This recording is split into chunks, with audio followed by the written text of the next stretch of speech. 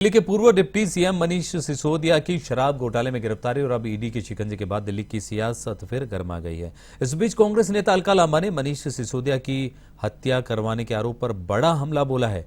अलका लांबा ने कहा कि मनीष सिसोदिया की हत्या करवाने का मामला गंभीर है, लेकिन तिहाड़ जेल दिल्ली सरकार के अंतर्गत आती है और उसी तिहाड़ जेल में दिल्ली सरकार के एक मंत्री को मसाज और पूरी सुविधाएं दी जाती है। उसी जेल में सरकार के दूसरे मंत्री को हत्या करवाने का डर सता रहा है। इस पूरे मामले को लेकर दिल्ली संवाददाता ज्योति सिंह ने कांग्रेस नेता अलका लांबा से की खास बातचीत।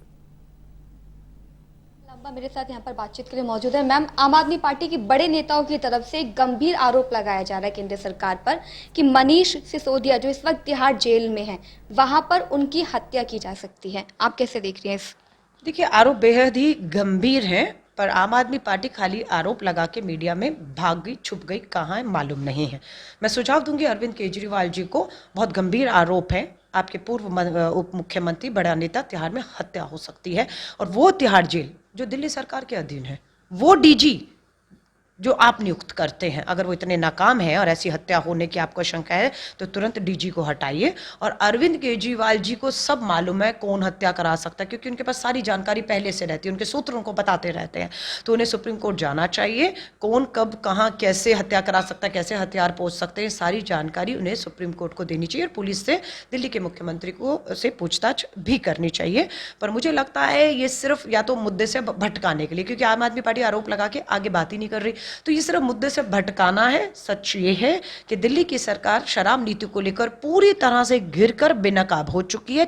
मैम, एक दूसरा सवाल आपसे लेना चाहूंगी। विपक्षी पार्टियों की एकता की बात कांग्रेस पार्टी भी करती है, और ऐसे में अभी कुछ दिन पहले ही 9 विपक्षी दलों की तरफ से एक लेटर लिखा गया था जिसमें कांग्रेस के साइन नहीं थे। अब ऐसे में विपक्षी पार्टियों की एकता को लेकर सवाल उठ रहा है। इससे पहले भी एक पत्र लिखा गया था, ज्वाइंट स्टेटमेंट कांग्रेस ने जारी किया था। उसमें कितने दल थे और कौन से दल नहीं थे ये भी बता दीजिएगा कि ये किसने तय किया है।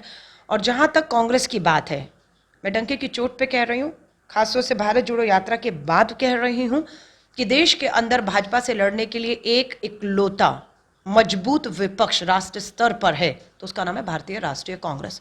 एक नेता जो भाजपा की सीबीआई ईडी से डर नहीं रहा, लड़ रहा है, उनका नाम है श्री राहुल गांधी। बाकी अपने आप को विपक्षी कहना अब छोड़ दें, क्योंकि वो भाजपा की बी टीम बनकर भाजपा को लाभ पहुंचाने के लिए भाजपा के खिलाफ वोट को बांटने में लगातार मदद कर रही हैं। अब टीएमसी की दीदी ने तो खुद ही कह दिया वो बंगाल में अपने दम पर अकेले लड़ेंगी। गई थी त्रिपुरा, गए थे गोवा, भाजपा को मदद करके आई, अपनी जमानत जब्त करा कर आए हैं। अगर आप अरविंद केजरीवाल की बात करेंगे तो गए थे गोवा और उत्तराखंड में भी, गुजरात में भी, देख लीजिए कितना भाजपा को लाभ पहुंचा कर आए हैं।